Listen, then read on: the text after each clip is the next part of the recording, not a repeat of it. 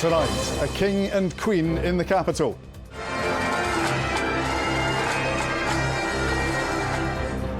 Well-wishers, tourists and demonstrators come out on the Royal Mile for Charles and Camilla as they receive the Scottish crown jewels. Our king symbolises everything that's good about our country, Scotland and Britain. And thankfully we can celebrate him. It's something just for her to remember and to tell her about as she gets older. The Stone of Destiny and Mary Queen of Scots' crown were used in the ceremony, but not everyone was happy. Not my king! Not my king! Not my king! Not my king! Protesters who don't want a monarchy made sure their voices were heard. I don't believe that the monarchy is for the people. They don't support the working class. They definitely don't support people of colour that have come to this country after centuries of colonialism. What they've done is they've taken from people of colour from all these countries that were colonised, and they've not paid their reparations. And dropped by the party, Angus MacNeil is suspended by the SNP after calling the party's chief whip a small wee man. I'm John Mackay in Edinburgh. This is the STV News at 6.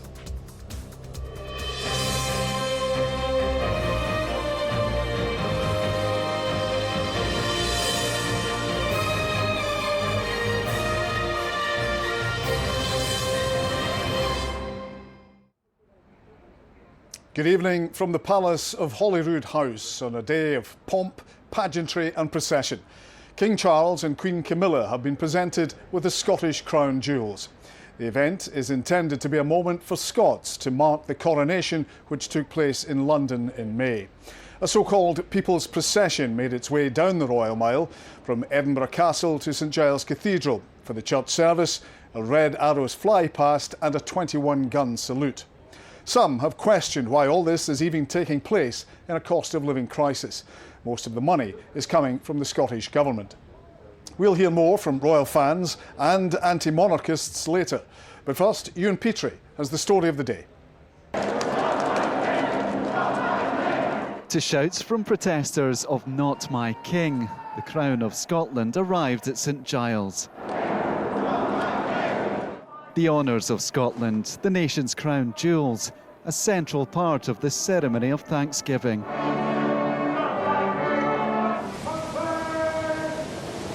At Holyrood Palace, the King and Queen began the short journey up the Royal Mile. Crowds lined the streets to catch a glimpse. Our king symbolises everything that's good about our country, Scotland and Britain.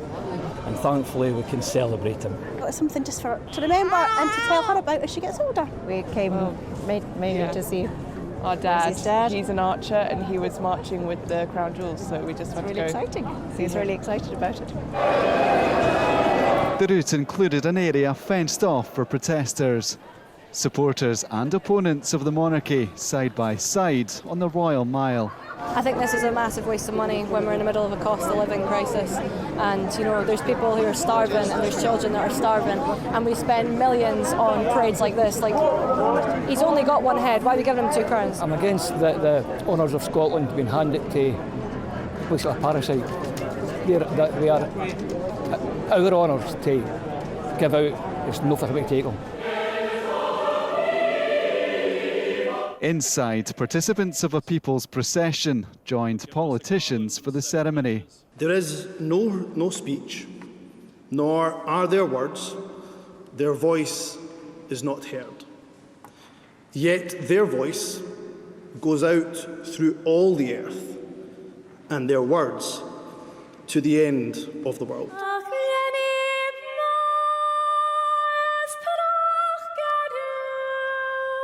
The service featured a mix of royal tradition and music written for the occasion. The sermon focused on a subject close to the King's heart, the environment. On the right track are we, when we understand that our children do not inherit this earth from us, we have borrowed it from them. And it is our duty to return it still singing and surging and bathing, not baking to a crisp. The King was then presented with the Elizabeth sword, specially crafted for today and carried by an Olympian. By the symbol of this sword, we pledge our loyalty, entrusting you to defend our laws and to uphold justice and peace in our land. In receiving this sword, I so promise by God's help. These are the oldest crown jewels in the UK. The sceptre and crown first used together in the coronation of Mary, Queen of Scots.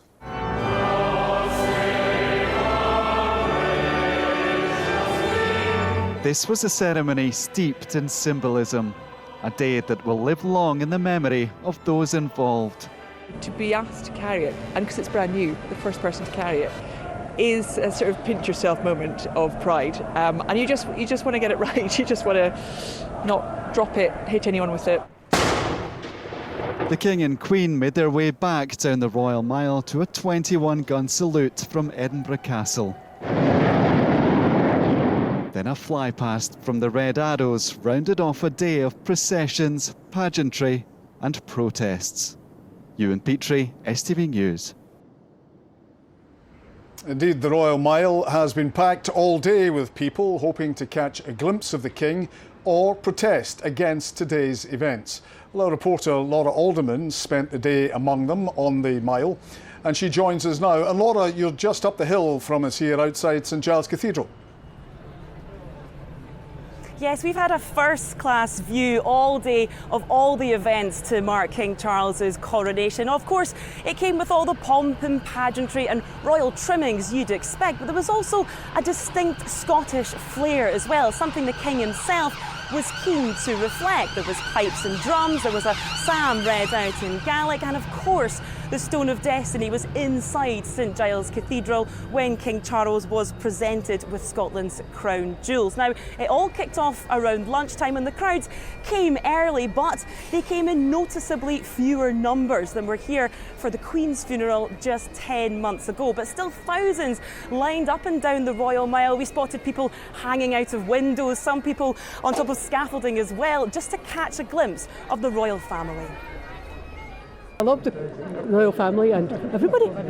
We had a royal coronation party, we had the Queen's party, we had a Jubilee party, we have a party for anything. I do like the royals. My daughter Robin was in the People's Procession, so she was part of the cadet band that were leading the procession, so we came to watch her. We are here because we think that we don't take out the history of the country. I understand the yellow people, but I think that is the history and a tradition for the whole people, the Great Britain. We saw the horses on the way up, everything. It's been so good, brilliant. It's a great tradition. I'm glad we still got it, and it means a lot. It transcends politics and everything else. It just means a lot. It's fun to see all the pageantry and all that there, so it's great to come that way. We're from Canada, so it was a surprise.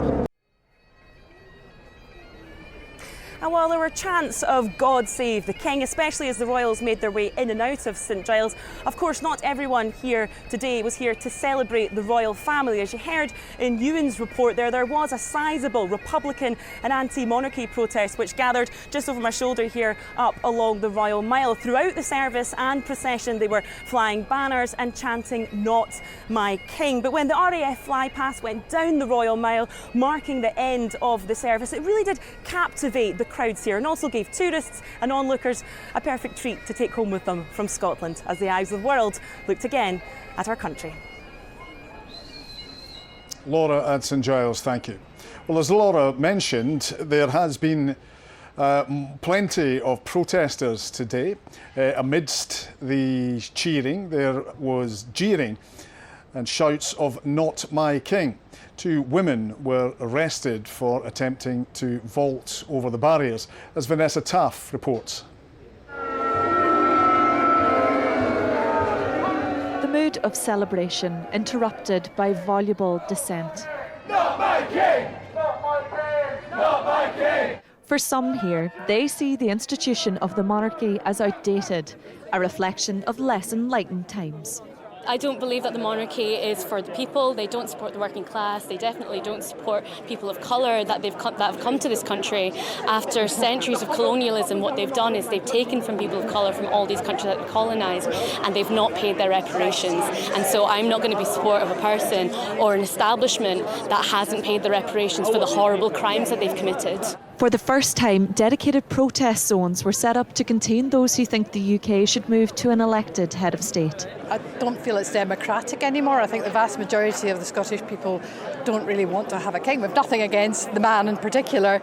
It's more the institution that we feel is outdated. There are people who can't even put food on the table. The food banks are running out of money. The hospitals are crumbling. We can't afford to pay nurses. We can't afford to pay teachers. So why waste all this public money on this vanity project? We're here to show that there is a significant portion of this country, of Scotland and of Britain itself, who are opposed to the monarchy and want an alternative, want a republic and an elected head of state. The last time King Charles processed through these streets was for his mother's funeral, and although there were still small pockets of protests then, the atmosphere was respectful and sombre. However, today, though still small in number, those protesters are making their voices heard. Outside Parliament, members of the government invited to the ceremony declined, deciding to join the protests instead. Those of us who are in the Scottish Government at the moment are not happy about this. It's part of the UK at the moment. So it is entirely appropriate for the Scottish Government formally to be represented. But I think it's equally important that civil society are heard. 2 people were arrested for allegedly jumping over safety barriers. Today's events show just how differently King Charles is seen in Scotland compared to his mother. A day of pomp, but also a day of protest. Vanessa Taff, STV News in Edinburgh. We're joined by our special correspondent Bernard Ponsonby. And Bernard, as we saw there in Vanessa's report, not everyone was cheering for the King. No, there was a considerable amount of dissent today, and those who came to dissent, they dissented in colour and noise, and they did it with an unambiguous message: not my king, not my king. There was a lot of chat beforehand, just how many people in the country were actually engaged with today's events. And I think if we look at the turnout from both sides, if I can put it like that, you would have to say it was extremely modest, and it stands in stark contrast to the crowds that thronged the Royal Mile when the late Queen Elizabeth came here after her death. The aerial television pictures when Charles and Camilla left the Palace of Holyrood House just across the road, making their way up the Royal Mile, there were large sections of it which were not full in any sense. It did certainly get busier when they get near St Giles, but you know, the turnout was extremely modest. But for those who believe in the principle of monarchy, who think it's important as a symbol and as a national institution, they played their part today, and they can say, I was there at a piece of history. But for those who believe that the principle of monarchy is wrong, they can say, I came and I dissented. For the moment, Bernard, thank you. And there'll be more from Bernard and me later. Now over to Emma for the rest of the day's news. Thanks, John. Good evening. The MP for the Western Isles, Angus Brendan McNeill, has been suspended from the SNP's Westminster group after a bust-up with their chief whip. Mr McNeill accused Brendan O'Hara of being a bully following a tense exchange in the voting lobby of the House of Commons. Well, live now to our Westminster editor, Catherine Sampson. And Catherine, this seems like a bitter row. How long's he been suspended for?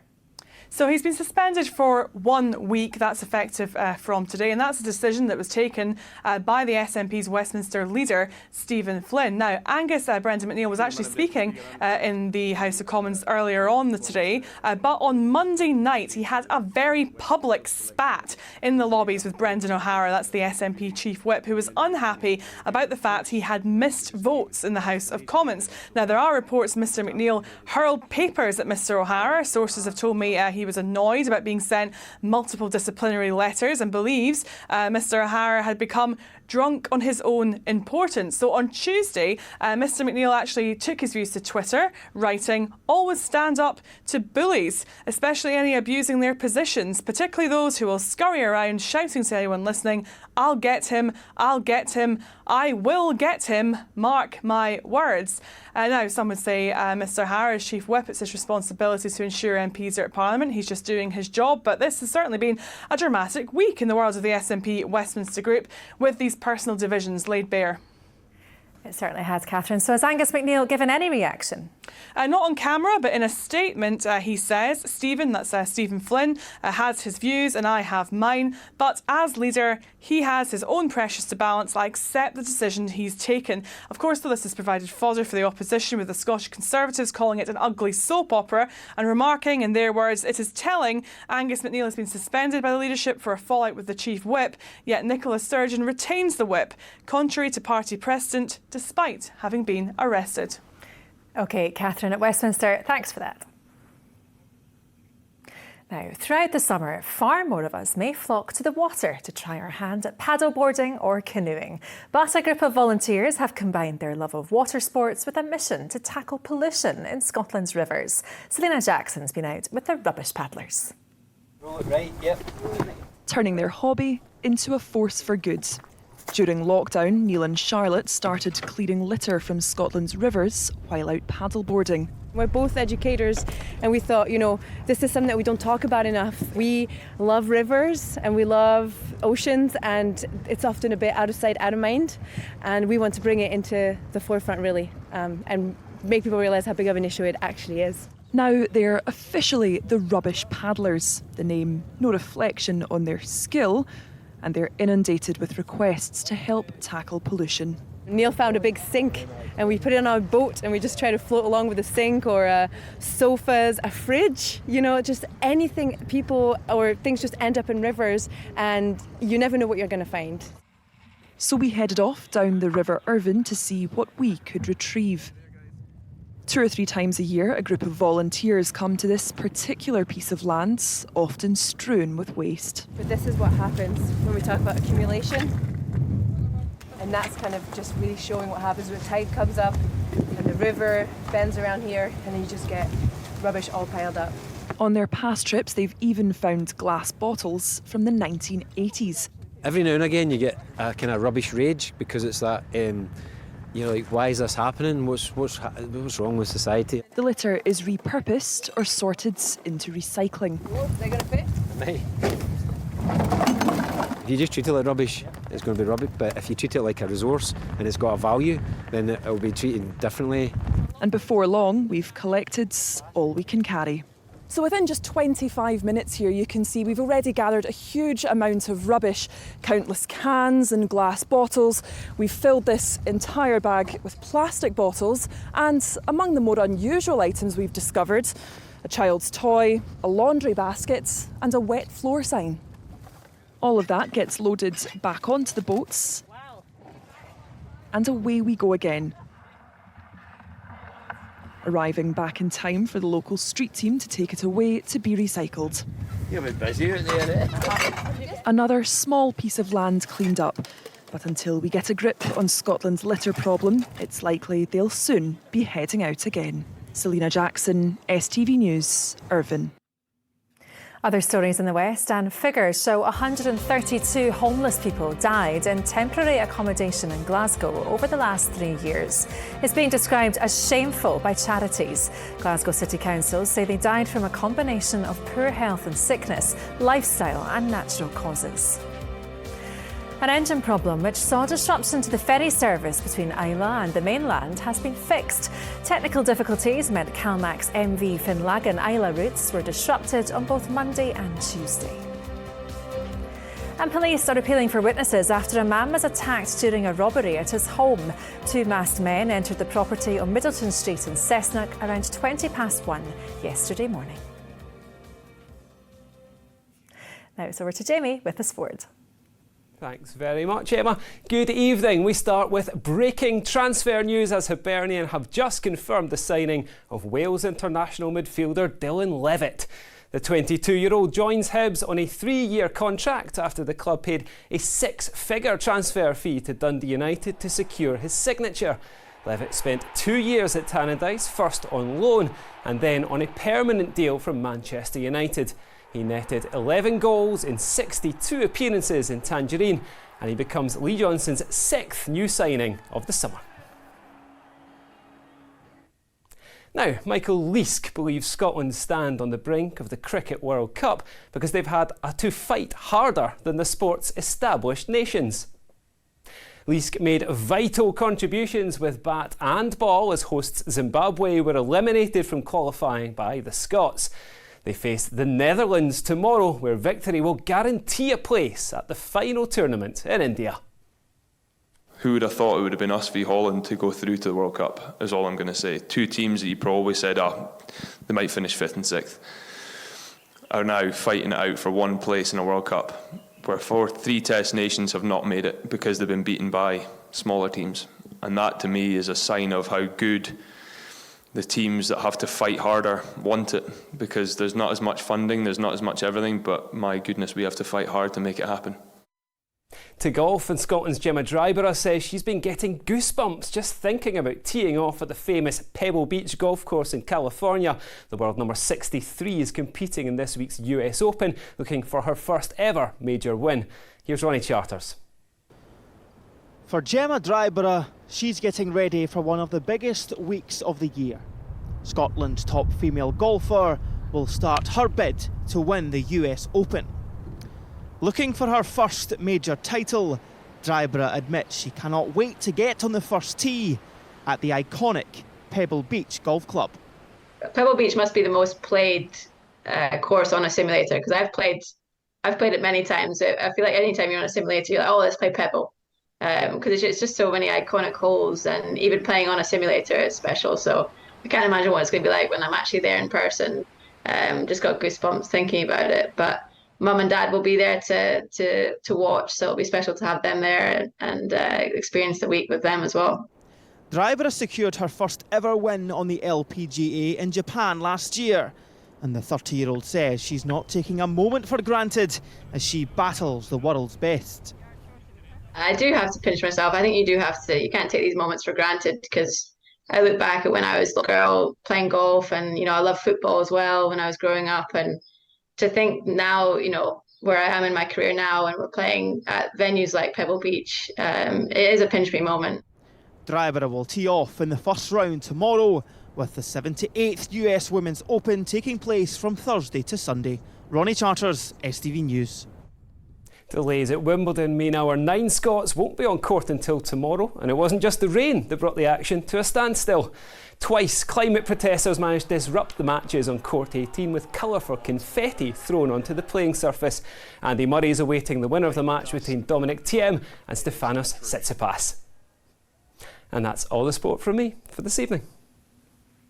Jamie, thanks for that. So wet in Wimbledon, but dry for the King in Edinburgh. How is the weather faring? Here's Sean to tell us.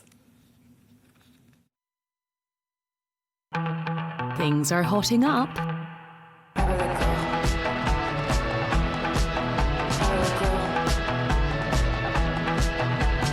TUI sponsors STV Weather. A very good evening to a bit of a mixed picture over the next couple of days. Sunshine, showers, longer spells of rain at times, and even some strong to nearly gale force winds parts of the Hebrides. So there is a possibility around the Inner Hebrides to and from here could be some very disruption over the next couple of days, predominantly later on tomorrow and also early on Saturday too. Temperatures tonight down to lows about 6 or 7 degrees Celsius in 1 or 2 spots. Again, quite cool for the time of year, and still a few scattered showers as well, but the showers becoming more and more isolated. Now tomorrow morning should be a dry, bright start for many parts across North Lanarkshire eastwards, but in the west clouding over, outbreaks of rain moving in here during the afternoon. And look at the numbers in our wind arrows, turning increasingly windy, so it's not going to be a great end to the day in western areas. Cloudy and wet, and some of that rain on the heavy side as we head into the evening.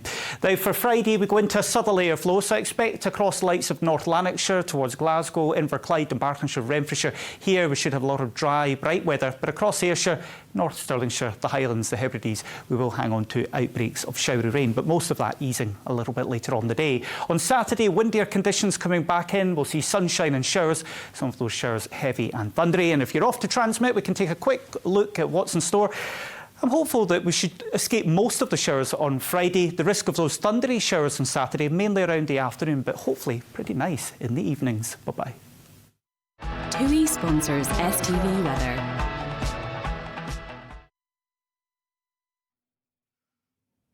Well, now back to John in Edinburgh. Emma, thank you for that. Well, our special correspondent Bernard is still with me here at Holyrood House. And Bernard, an historical day, but probably different from the day that Queen Elizabeth had when she came here after her coronation in 1953. Yes, back in 1953, if we remember those grainy television images, I mean, Britain, Scotland was a radically different place. I mean, Edinburgh was packed in that day, absolutely jam-packed. We have to remember it was an age of deference. We have to remember we'd just come out of a World War 8 years previously. There seemed a palpable relationship between sovereign and people. And yet today, in symbolic terms, in constitutional terms, is exactly the same as 1953. And yet a lot has changed. We have a First Minister who's a Republican. We have a political party, the Scottish Green Party, a Republican party actually in government, in the Royal Mile. Strains of God Save the King, but also not my king. Now, the new king will simply say, those people won't decide the future of monarchy. It's the apathetic. He has to get the apathetic on side. Bernard, thank you for that.